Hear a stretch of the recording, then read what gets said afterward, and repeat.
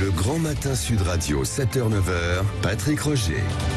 L'invité ce matin, Aurélien Taché, député Europe Écologie Les Verts du Val d'Oise. Bonjour Aurélien Taché. Bonjour. La retraite à 64-65 ans, Macron garde son cap, l'alliance NUPS-RN. Quelle est votre stratégie, votre position? Probablement 49.3. Est-ce qu'il y aura une nouvelle motion de censure? C'est ce que nous allons essayer de voir ensemble. On va commencer, Aurélien Taché, si vous le voulez bien, par le coup de colère d'Emmanuel Macron hier soir contre vous, la NUPS en général. On écoute ce passage avant d'entendre votre réaction. Ils n'ont pas de majorité. Mais ils ont surtout prouvé quoi? Qu'ils étaient prêts, socialistes, écologistes, communistes et LFI, à se mettre main dans la main avec le Rassemblement national. Alors qu'il y a la guerre en Europe, qu'il y a la crise, qu'il y a le désarroi de tant de familles et qu'il nous faut être aux côtés des Français. Ils ont montré une chose. Ils ne sont pas du côté du mérite, de l'ordre, du travail, de la solution, de l'avancée. Ils sont du côté du désordre et du cynisme. Et je vous le dis, ça ne mènera à rien. Voilà, le chef de l'État hier soir sur France 2, colère, véritable colère ou pas? Alors en tout cas, il vous accuse de cynisme et de provoquer le désordre. Qu'est-ce que vous lui répondez? Qu'Emmanuel Macron parle de cynisme à propos des autres, c'est quand même assez incroyable. Emmanuel Macron, il faut quand même lui rappeler qu'il a été élu par une majorité de Français qui voulaient juste faire barrage à Marine Le Pen, en fait. Oui. Aucun n'avait signé pour son programme qu'on n'a d'ailleurs jamais Vous entendu étiez à pendant ses la côtés, campagne. d'ailleurs. En 2017, Ouais. ça commence à faire un petit moment. Moi, en 2022, je me suis clairement c'est opposé à lui parce que non, on ne peut pas dire ça. Écoutez, on dépose une motion de censure. On n'est pas maître de ce que va faire le Rassemblement national. Le Rassemblement national décide de la voter. Je ne m'en réjouis pas. Personnellement, mon engagement contre le Rassemblement national, il est bien plus ancien et bien plus solide que celui d'Emmanuel Macron. Donc je ne m'en réjouis pas. En revanche, ils veulent voter notre motion de censure, ils le font. Nous ne voterons jamais la leur. C'est clair, la NUP n'est dans aucune espèce d'alliance avec le Rassemblement national. En revanche, lui, Emmanuel Macron, des concessions au Rassemblement national, il en fait tous les jours. Hier encore, dans l'interview que vous évoquez, il dit que voilà, majoritairement, les délinquants sont étrangers. Quand on regarde les chiffres, oui, 15% d'étrangers qui sont finalement condamnés chaque année par rapport à 7% d'étrangers dans la population, mais la plupart du temps pour des faux en écriture, pour du travail au noir, pour des choses qui sont liées à leurs conditions. On y reviendra. Donc vous voyez bien Ouais. que la concession au Rassemblement national et le cynisme, il est de côté de ce président de la République qui n'a été élu qu'avec nos voix de gauche et pourtant il crache dessus. Alors, Aurélien Taché, vous avez rappelé votre engagement contre le Rassemblement national. Alors, ça ne vous a pas gêné, là, en ce début de semaine? Quand même, que le RN vous soutienne en quelque sorte, bien sûr, pour renverser ensemble le gouvernement. Si, ça m'a gêné. Essayez. Ça m'a gêné. Bien sûr, Marine Le Pen fait de la politique. Elle aussi, en termes de cynisme, elle s'y connaît. Donc, évidemment, elle fait un coup politique. Et voilà.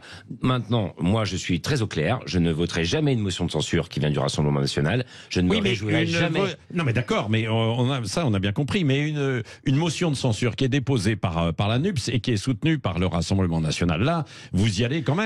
Vous ne vous déportez pas, ou vous vous déportez dans ces conditions? Écoutez, Patrick Roger, si demain matin je fais un amendement qui permet de sauver la planète et qu'il est voté par le Rassemblement national, qu'est-ce que je fais? Ouais. Bon, ben voilà, je veux dire, à un moment, c'est comme ça que ça fonctionne aussi, l'Assemblée nationale. Mais est-ce que d'ailleurs vous êtes complètement opposé aux gens du Rassemblement national à l'Assemblée? Vous dialoguez avec eux ou pas? Un petit Non, peu. moi, je suis opposé. Après, moi, je suis quelqu'un, vous savez, d'assez urbain, donc je discute avec les gens qui me disent bonjour, il n'y a pas de problème. Mais par contre, sur le plan politique, non, je n'ai absolument rien en commun. Les augmentations de salaire, les augmentations d'impôts pour les plus riches, tout ce que la NUP a proposé, eh bien, vous inquiétez pas que là, le Rassemblement national et la coalition de monsieur Macron votaient ensemble. Dès qu'il s'agit de prendre un petit peu à ceux qui ont beaucoup, ils sont ensemble, ces gens-là. Mais Donc, il n'y a aucun problème. Marine Le Pen, elle vous a reproché aussi d'avoir fait élire Emmanuel Macron. Écoutez, moi j'assume pour le coup. J'assume pour le coup d'avoir voté Emmanuel Macron au deuxième tour. Ça n'a pas été facile, mais j'assume de l'avoir fait. Alors que monsieur Macron se rappelle de cela. C'est pour ça qu'on a du mal à comprendre quand même. C'est-à-dire que vous dites, bah oui, on a voté pour Emmanuel Macron et maintenant il peut y avoir des alliances, objectives ou pas, mais NUPS et RN contre Emmanuel Macron. Pas d'alliance. Simplement, quand on fait des propositions, si nos propositions emportent des suffrages, écoutez, les suffrages, c'est les suffrages. L'Assemblée nationale, c'est un lieu de vote. Si les gens votent pour nos propositions, c'est très bien. Moi, quand ça doit être compliqué dans votre tête quand même. Moi, je vous assure que c'est assez simple. Moi, quand je vois écrit un amendement avec marqué Marine Le Pen, Monsieur Tanguy ou autre, par principe, j'appuie sur contre. C'est assez simple. Eux, ils veulent voter pour vous dites par principe, mais si c'est intéressant.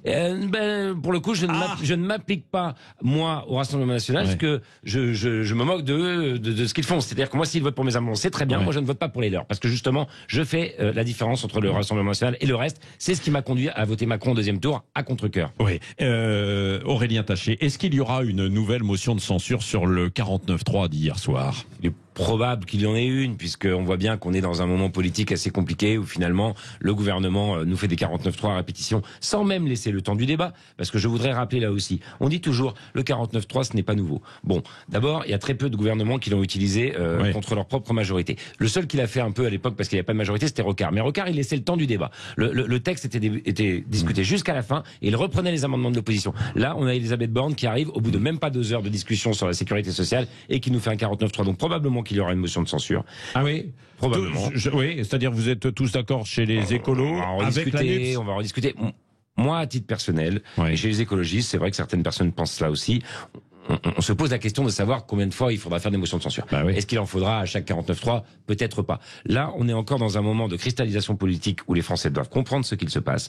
Emmanuel Macron a été élu, certes, mais par défaut, n'a pas de majorité à l'Assemblée nationale, tente de gouverner par la brutalité. Il faut qu'on puisse aussi montrer cela aux Français et qu'ils aient clairement conscience que ce n'est pas nous qui ne voulons pas être dans la co-construction, mais que c'est bien lui qui veut imposer à marche forcée un programme sur lequel il n'a pas de majorité politique et sociale. Donc, si je comprends bien, Aurélien Taché, vous, ce matin, vous êtes favorable à ce qu'il y ait une nouvelle motion de censure et vous appelez vos collègues de écolo, mais également de la NUPS, à aller vers une motion de censure.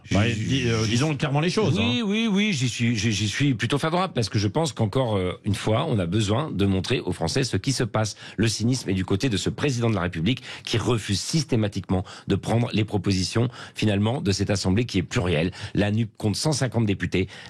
Aucun amendement de la NUP n'a été retenu dans les différents textes budgétaires. Beaucoup l'ont été, soit des Républicains, soit du Rassemblement National. C'est QFD. Sur les retraites, Emmanuel Macron affirme qu'il n'y a pas le choix, qu'il faudra travailler jusqu'à 64 ou 65 ans. Alors il dit où il faudrait augmenter les cotisations. Quelle est votre solution, votre réponse ? C'est un menteur, c'est tout. Pourquoi c'est un menteur ? Aujourd'hui, il pille les caisses de la sécurité sociale pour finalement financer ces baisses d'impôts pour les plus riches. Aujourd'hui, ils ont une seule mantra, même quand Total, même quand les grandes entreprises font des super profits pendant la crise, pendant la guerre, parce qu'on a même encore des entreprises françaises qui sont en Russie, qui font des bénéfices là-bas, eh bien, il ne veut pas les taxer, et donc il pille la sécurité sociale, parce que c'est comme ça que ça se passe. On a aujourd'hui des comptes de l'État et des comptes de la sécurité sociale qui sont distincts. Monsieur Macron demande à ses ministres et au gouvernement de prendre l'argent dans les caisses de la sécurité sociale pour ensuite expliquer qu'il faut travailler plus longtemps. Tout ça, c'est une manipulation, c'est une manœuvre. Il faut que les Français le sachent. On a les moyens de garder la retraite à 62 ans et on peut même passer à la retraite à 60 ans. C'est selon quand même les perspectives. Et oui, selon les perspectives. Ça dépend des Aurélien Taché. Alors, mais vous contestez les chiffres qu'il a montrés, Emmanuel Macron, hier soir, justement, où nous sommes ceux qui travaillons le moins en Europe, qui dépensons le plus en matière sociale et qui avons parmi les plus forts prélèvements et taxations.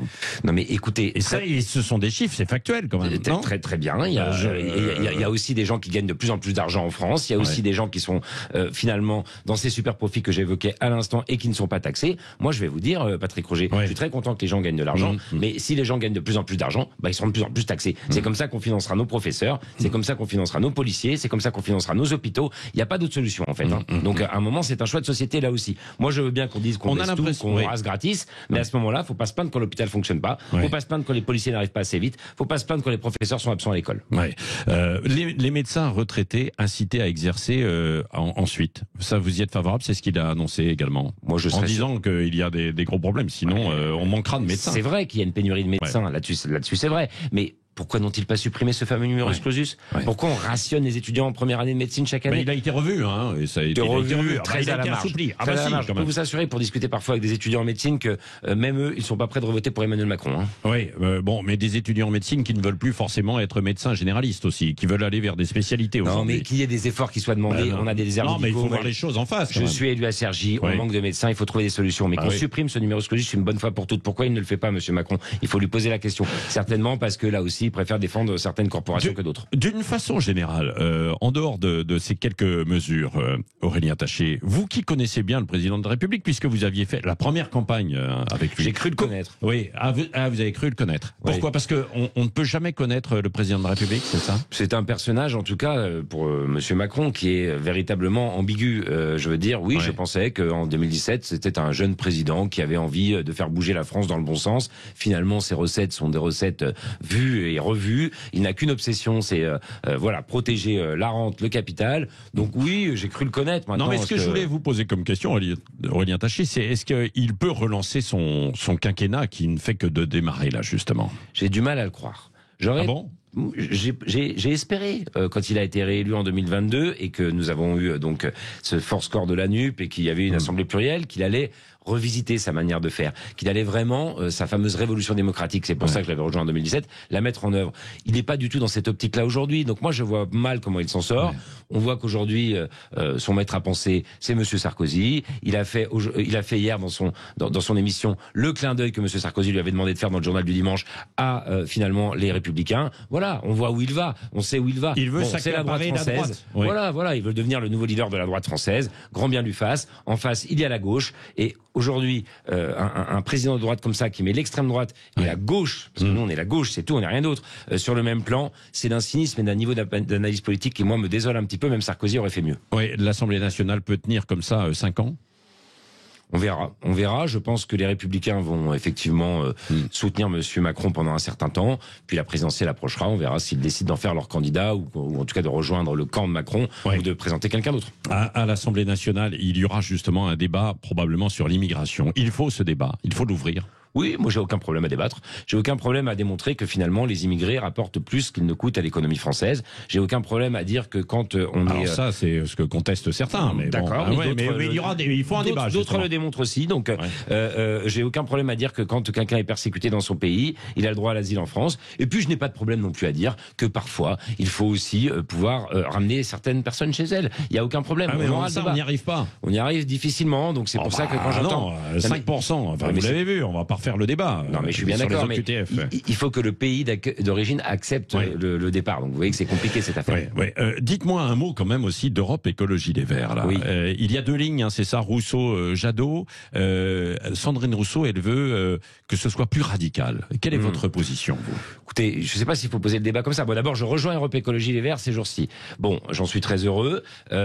C'est pas toujours simple, hein. C'est un parti qui a de longs processus, très démocratique et tout cela est très bien, mais moi j'aimerais que ce parti finalement regarde un petit peu moins sur les procédures et soit plus dans l'ouverture. Aujourd'hui, une majorité quel est le problème de ce parti? Non, mais aujourd'hui, au sein du parti, ils sont finalement dans une espèce d'idée, et je le comprends, d'avoir eu un peu raison avant les autres, d'avoir été longtemps moqués quand ils disaient qu'effectivement la planète n'allait certainement pas survivre à notre mode de vie.